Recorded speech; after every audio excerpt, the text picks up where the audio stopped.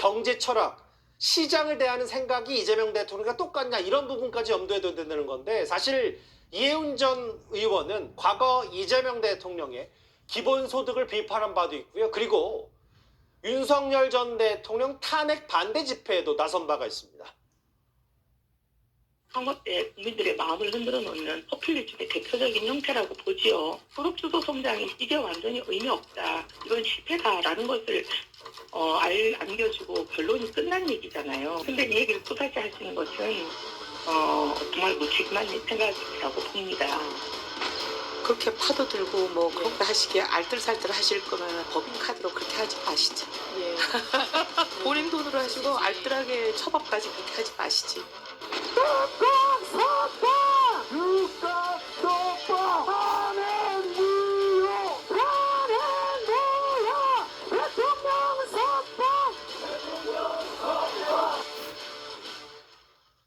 이재명 대통령의 경제정책을 가리켜서 포퓰리즘이다. 혹은 과거 경기도지사 시절 법인카드 유용 의혹 초밥 얘기까지 꺼냈고 아까 마지막 보면 윤 전 대통령 탄핵 반대 집회도 당협위원장으로서 나갔었거든요.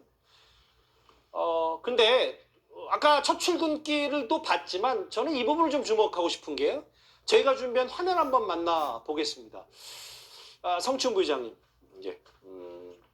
아직 2번 이해운 이거는 빨간색은 안 바뀐 것 같은데 게시물이 없어졌습니다. 어떻게 저희가 볼까요? 일단 뭐 SNS, 뭐 유튜브, 페이스북 모든 게시글이 지금 삭제된 걸로 보입니다. 아마도 국민의힘에서 활동을 하면서 민주당 정부, 그리고 이재명 정부, 이재명 대표 시절부터 뭔가 비판을 해봤던 게시글들이 많았겠죠. 예. 그런 것들이 뭐 속된 말로 그러니까 파묘되는 그런 것들을 막기 위해서 삭제한 걸로 보여집니다. 예.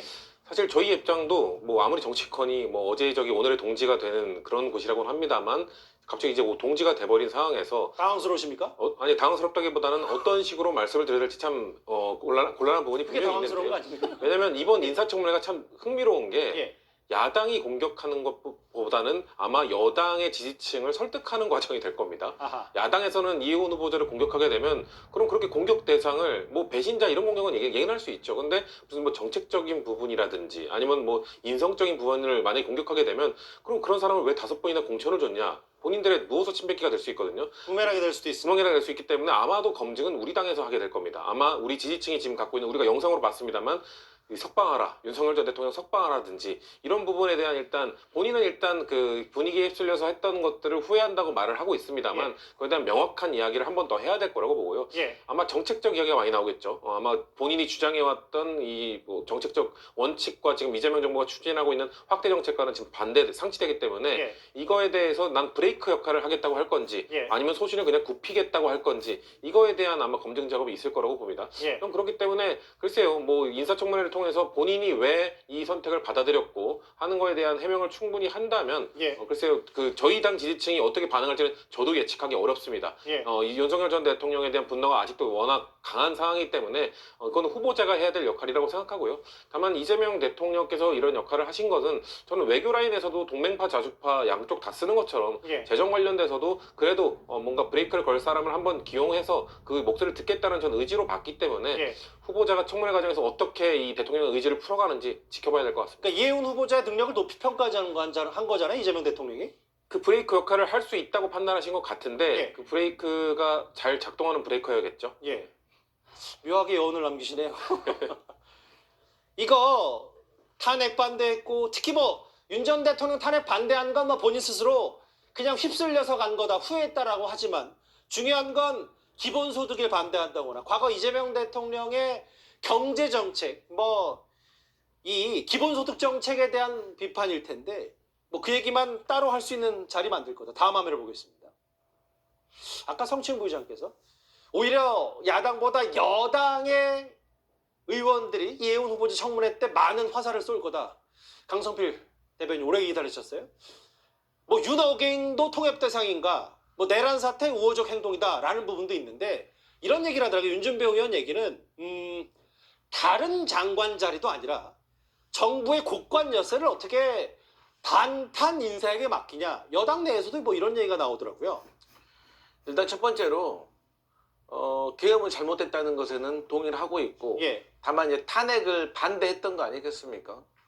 근데 이제 본인이 말했듯이 본인이 어쨌든 국민의힘에 소속되어 있는 당협위원장이고 예. 또 원외 당협위원장이에요. 그런 상황에서 또 사실 전직 삼선 의원이라면 상식적인 목소리를 내는 것이 맞다. 그것이 정의다라고 생각은 하지만 예. 어쨌든 지금 현재 어떤 생각을 가지고 있느냐. 과거에 본인이 당협위원장이기 때문에 어쩔 수 없이 같이 목소리를 냈다는 것을 부끄러워하고 지금이라도 윤 어게인은 잘못됐다라는 계몽된 목소리를 낸다고 하면 그것은 또 설득의 근거가 될 수 있다고 아, 생각을 개몽된 하거든요. 목소리 말씀하십시오. 예. 그리고 저는 아니 민주당내에서도 물론 이제 우려의 목소리 나올 수가 있죠. 예. 하지만 우리 당내에서도 저렇게 우려하는 목소리가 좀 커진다고 하면 우리가 국민의힘 사람들하고 다를 게 뭐가 있습니까? 예. 저는 국민의힘 사람들 속이 매우 좁다고 생각을 해요. 아니 어쨌든 정당 사람들이면 나라가 잘 되길 바란다고 하면 본인들이 경제는 잘한다면서요. 예. 실력 있는 경제 전문가 보니까 제가 이해운 전 의원 선거 공보들 보니까 하나도 빠지지 않고 계속해서 나오는 것이 경제 전문가, 재정 전문가거든요. 아니 그러면 이분을 저희가 모셔가지고 얘기를 들어보는 거 아니에요. 그러면은 뭐 이해운 의원을 통해 가지고 본인들의 경제 정책, 이재명 정부가 잘못된 경제 정책을 피고 있으면 또 같이 여기에 대해서 소통 창구로서 얘기할 수 있고 서로 소통하면서 설득해 나가는 계기가 될 수 있는데 무조건 배신하고 갔다고 저렇게 손가락질하는 것이 과연 맞나? 그럼 그렇게 따진다면 김종인 전 비대위원장은 뭐 저희 보수정당에서도 비대위원장하고 민주당에서도 비대위원장 했는데 왜 그런 분들을 욕 안 해요? 그래서 예. 저는 저희 민주당 내에서도 사실 좀 이 체제적으로 이념적으로 조금 거부감은 있을 수 있지만 강성필 대변인 개인적으로도 깜짝 놀라셨죠? 저요 놀랬죠. 예. 예. 근데 어쨌든 대통령께서 결단을 내리신 거기 때문에 예. 인사권이니까요. 네 거기에 대해서 존중하고 기회를 주고 지켜보는 것이 맞다 그렇게 봅니다. 여기 보면은 2021년에 정말 경제학을 모르시는 말씀입니다. 이재명 대통령 가리켜서 굉장히 우려스럽다. 한두 가지가 아니다라고 하는데 잠시만요. 이 여당 내부에서도 어떻게 윤 어게인 세력과도 손잡냐라고 얘기를 했더니 아까 이재명 대통령 발언 잠깐 자막으로 지나갔는데 한번 다시 한번 부탁드릴게요. 감사합니다. 오늘 청와대 간 이제 입성한 이재명 대통령이 뭐라 그랬냐면 이혜훈 후보자를 가리켜서 내란 발언, 충분한 소명 단절 의사가 필요하다. 이런 얘기를 했어요. 그러니까 본인이 어느 정도 결자 해지를 하고 소명할 건 소명하고 해명할 건 해명해야 이제 정말 이재명 정부의 초대 기획예산처 장관으로도 낙점받고 거듭날 수 있다는 얘기를 했는데 그 이현종 의원님. 네. 한동훈 전 대표도 그렇고 조갑재 대표도 그렇고 이런 얘기를 하더라고요. 그러면 지금 뭐 이재명 정부에서 내란 전담, 내란 TF 만드는데 그럼 이혜훈 후보자는 어떻게 되는 거냐? 뭐 이런 애들러서 공격도 하더라고요. 그러니까 지금 뭐 공무원들 상대로 해서 헌법 수호 TF를 해서 내란 세력을 발본색원하겠다고 하는 거 아니겠습니까? 예. 근데 지금 보시면 이혜훈 후보자의 그동안 행적을 보면 본인이 윤 어게인을 주장하고 탄핵이 잘못됐다라고 이야기를 하고 있습니다. 그래서 오늘 대통령이 충분한 소명을 해라 라고 이야기를 했잖아요. 예. 저는 어떤 이런 생각이 들어요. 예전에 우리나라에 천주교가 처음 들어올 때 그때 이제 종교 탄압을 했지 않습니까? 예.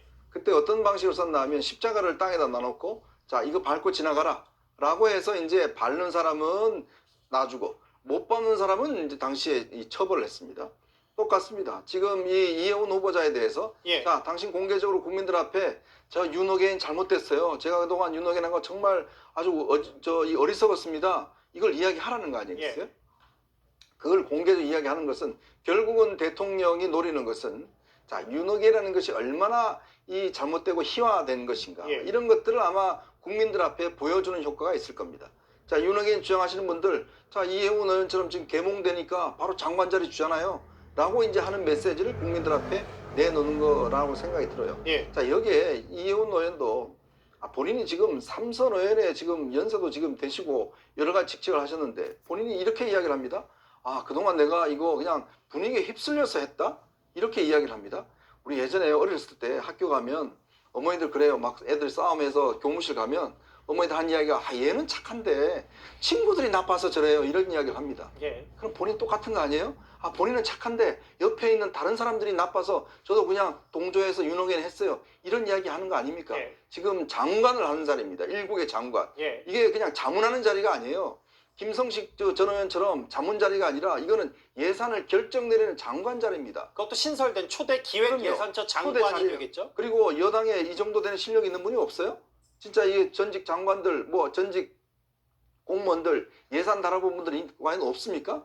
이해훈은 한 번도 예산을 다뤄본 적이 없어요. 전체 예산을. 예. 자, 그런데 정말 특출한 능력이 있으면 모르겠습니다만은 그렇지 않는 분을 이렇게 한다는 것은 저는 오히려 내용보다는 정치적인 의도가 좀 있지 않는가. 아까 말씀하셨듯이 공개적으로 국민들 앞에 윤어게인 잘못했습니다 라는 이야기를 하라는 그런 어떤 사인이 아닌가 싶습니다. 이건 좀 반론을 들어야 될 것 같아서 강성필 대변인. 네. 그러니까 이제 쭉 이제 KDI 한국경제연구원 출신이기도 하고 삼선 김문수 캠프 활동했고 중성동을 당협위원장.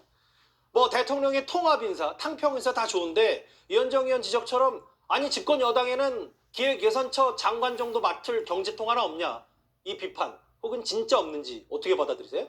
아니 능력면으로만 따진다고 하면 사람이 없겠습니까? 예.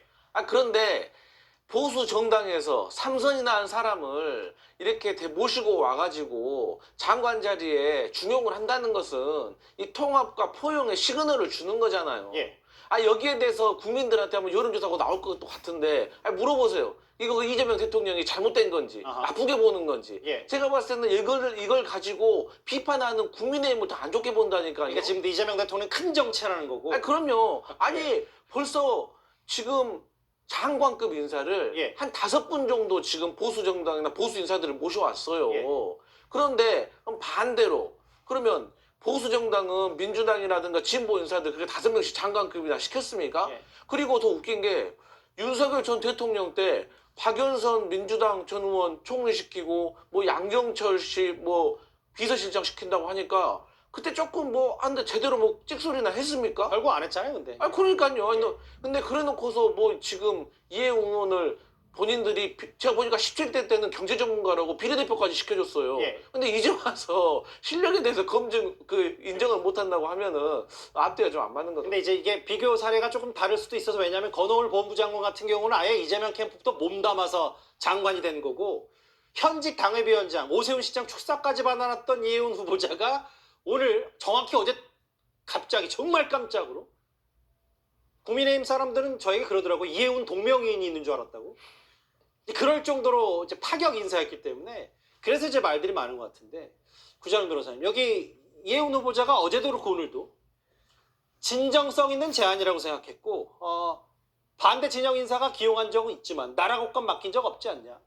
본인도 본인의 색깔을 내겠다는 취지도 얘기를 했어요. 근데 뭐 진영 싸움이 안타깝기 이전에 저는 저분이 안타깝거든요. 그냥 자신의 삶을 여태까지 어떻게 살아왔는지를 싹 지우면서 부정할 정도로 그렇게 권력이 좋은가 이런 생각이 들고 방금 말씀하신 경제 전문가다. 비례대표 될 땐 경제 전문가여서 바로 입성을 했는데 그 이후에 정치만 하셨잖아요. 학계에서 그 정도 떠나 있으면 지금 학계에서 뭐가 돌아가는지 모릅니다. 솔직히 사람이 없냐라고 했을 때 사람이 있다면서요. 그럼 지금 이 사람을 뽑았다는 건 정부적인 고려, 정치적인 고려가 작용을 했다는 걸 시인하시는 이해훈 셈이죠. 후보자가 너무 능력 없다는 걸 너무 평가적으로 아니 마십시오. 학계를 너무 많이 예. 떠나 있으면 그렇습니다. 예. 변호사도 필드 1년 이상 떠나 있으면 변호사 아니에요. 사실 예. 법조하는 옆집 아저씨 뭐 이 정도밖에 안 되는 건데 사실 이런 상황에서 국민의힘에서는 이런 적 없잖냐라는 거를 비교하는 두 가지 사례가 있는 게 소수 정당에서 다수 정당인 상대방 진영의 사람을 데려와가지고 협치를 하려고 하다 실패했던 사례가 힌덴부르크 대통령이 상대방 정당의 히틀러를 데려왔다 잡아먹혔어요. 그러니까 팽팽하거나 소수일 때는 상대방 진영의 사람을 함부로 데려올 수 없죠. 근데